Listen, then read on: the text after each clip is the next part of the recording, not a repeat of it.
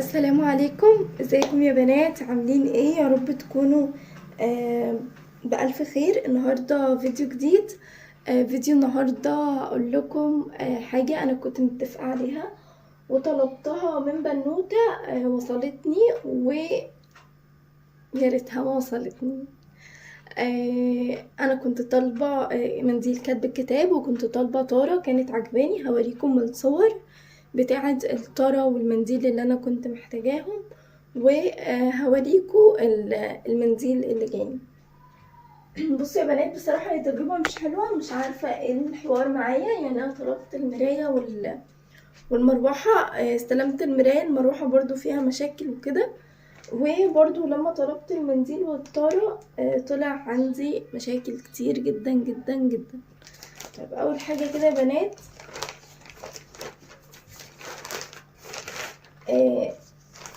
الاوردر جاني كده في الكيس ده. انا ليه بوريكم الموضوع ده؟ علشان انا طلبت الاوردر من بنوتة تانية، فعايزة ابقى اوريكم المقارنة وكده. اول حاجة يا بنات، انا كنت معجبة بمنديل جدا، كان عاجبني قوي قوي، وكنت عايزة اطلبه من بنوتة. فضلت ادور عليها وعلى الفيديو بتاعتها واللوجو اللي كان محطوط على الصورة اللي هنزلها لكم، ما لقيتهاش خالص. فكنت بكلم البنوتة دي. هقول لكم ليه انا بقول كده. بقول لها انا عايزة زي المنديل ده، بس المنديل ده انا ما لقيتش الصفحه بتاعه البنوته وكده، هتعرفي تعمليهولي وكده؟ قالت لي ده سهل جدا، انا هعملك كل اللي انت عايزاه بنفس الالوان ونفس التدرجات، ولا عايزه الوان تانية. فضلت تكلمني بكل التفاصيل، فحسيت ان هي واثقه من نفسها وكانت بتتكلم على انه سهل جدا هعملهولك وكده.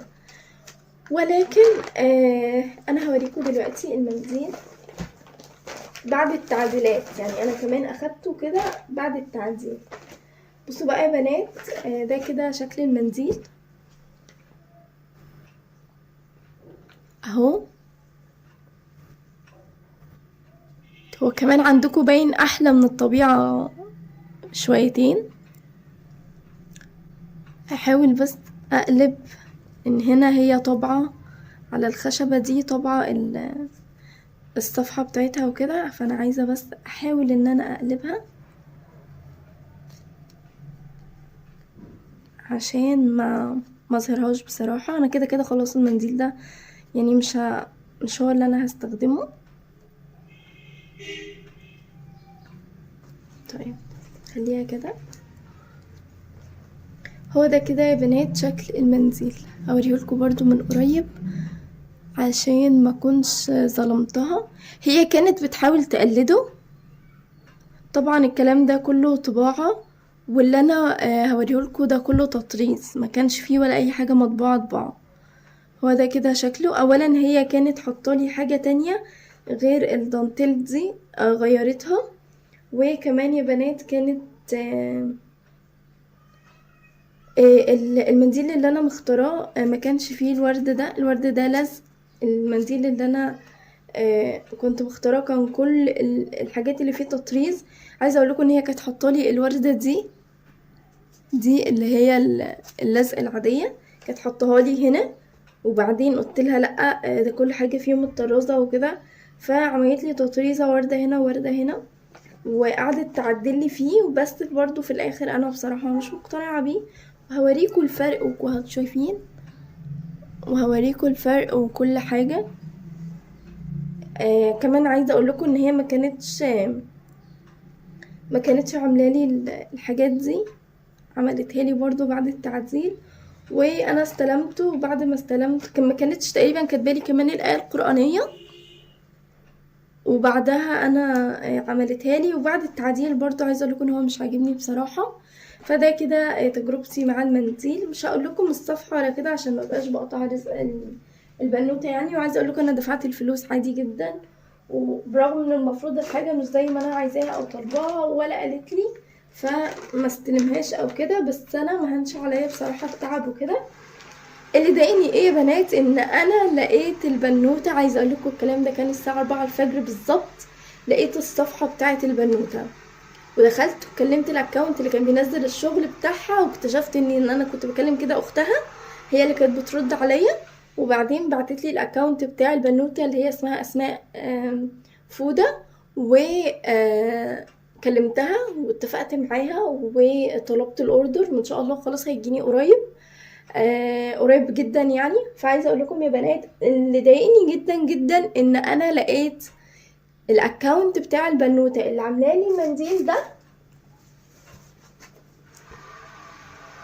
لي المنديل ده، موجود في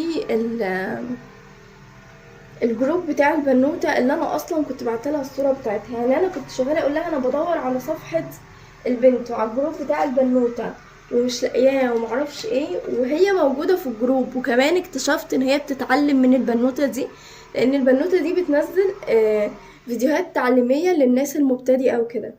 فاكتشفت ان هي موجوده في الجروب. طب انا بقولك انا بقالي كتير بدور عليها وعجبني شغلها وكده، قوليلي على فكره انا اعرف الجروب بتاعها وخيريني. عارفين يا بنات ان البنات البنوته دي لو كانت عملت كده، لو كانت قالت لي على فكره انا موجوده في الجروب بتاع البنوته دي، و ممكن ابعتلك الجروب بتاعها لو عايزه تطلبي منها وكده، او لو حابه تكملي معايا الاوردر عادي مفيش مشكله. صدقوني والله والله والله انا كنت هحترمها وكنت هكمل معاها الاوردر، برضو كنت هحترم صراحتها. بالرغم من كده انا لو خلاص بقى نفسي قوي، ما عنديش مانع ان انا كنت اكمل معاها الاوردر، اطلب منها حاجة واطلب من البنوتة برضو اللي انا نفسي اطلب منها نفس الحاجة، بدليل ان انا الاوردر ما عجبنيش وعملت فيه تعديلات، وبرغم كده عادي انا حسبتها. وعايزه اقول لكم ان هي ما حسبتنيش بحاجه رخيصه، لا هي حسبتني بحاجه غاليه جدا. تعالوا بقى اوريكم هنا. برضو هحاول اقلب الاسم ان هي حاطه هنا الدعايه بتاعتها. بصوا يا بنات، ده شكل الطاره. اولا ده طبعا مش تاريخ كتب الكتاب لان انا لسه ما كتبتش الكتاب، بس ده تاريخ خاص بيا انا كنت حابه ان انا اكتبه على الطاره. لكن بصوا شكل اللزق، مفيش لزق كويس خالص. بصوا مفيش اي فينش كويس. التل بصوا مقصوص بشكل عشوائي جدا. انا كنت بس بحاول الم فيه كده اللي هو هندم شويه الاوردر. وده شكل الطاره اللي هي عملتها لي. عايزه اقول لكم بصوا التخريم، مش عارفه باين عندكم ولا لا، بس هنا في نقاط. كل الارقام دي اتعادت، كانت عامله لي الارقام مايله مايله مايله وكبيره. هوريكم شكل الطاره اللي انا كنت مختاراها صغيره جدا. بصوا شكل الاسامي، عبد الرحمن مايل جدا ومش عاجباني خالص. ده شكل الطاره كده. هي ممكن تكون بالنسبه لناس كويسه، بس بالنسبه لمقارنه الحاجه اللي انا مختاراها فمش كويسه خالص. الهدف من اني اوريكم الحاجات دي يا بنات واوريكم تجربتي، ان انا اقول لكم ما تقطعوش رزق حد، وخليكم صراحة في شغلكم لأبعد مدى. الصراحة بتعمل ثقة، بتعمل احترام في التعامل. البنوتة دي كلفتني مبلغ وقدره. أنا دافعة في المنديل ده 350 ودافعة في الطارة دي 250 جنيه، يعني هما الاتنين عاملين 500 وحاجة أو 600 جنيه كمان. وعايزة أقول لكم إن شغلها مش حلو أبدا، وتعبتني جدا في الأوردر وما كانتش صريحة. وضايقت قوي قوي ان انا لقيت البنوتة دي موجودة على الجروب، وبجد زعلت جدا. وكنت اتمنى انها تقولي والبنوتة اكتف وعاملة كومنتات كتير وكده. ف دي تجربتي، يعني ان انا بصراحة ما اتبسطتش بيهم خالص وتعبت فيهم جدا جدا، والحمد لله يعني. بس برضو حبيت ان انا اعمل فيديو زي ما بشارككم كل حاجة حلوة، اشارككم كده الضربات اللي بتحصل معايا، واقول لكم خليكم بجد صراحة جدا في التعامل بتاعكم، وخليكم قد الثقة. و...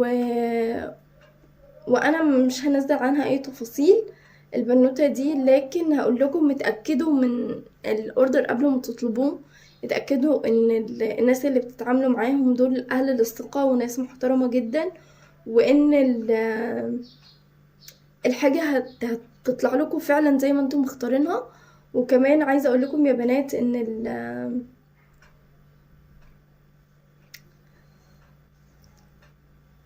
مش عارفة بصراحة اقول ايه، يعني انا متضايقة، بس ان شاء الله الاوردر اللي هيجي ده يرضيني.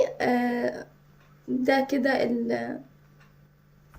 الاوردر زي ما جاني يعني، وان شاء الله ربنا يعوضني خير. وان شاء الله الاوردر اللي يجي يكون احلى بكتير واتبسط بيه. بس كده يا بنات، ده كان الفيديو النهارده، حبيت اشارككم عشان تعلموا التجربه بتاعتي، وادعوا لي ان شاء الله الاوردر اللي جاي يكون احلى ويرضيني كده، البنوته الاساسيه اللي اصلا كنت مختاره منها الشغل بتاعها. واشوفكم ان شاء الله في فيديو جديد، هتوحشوني جدا، وباي باي.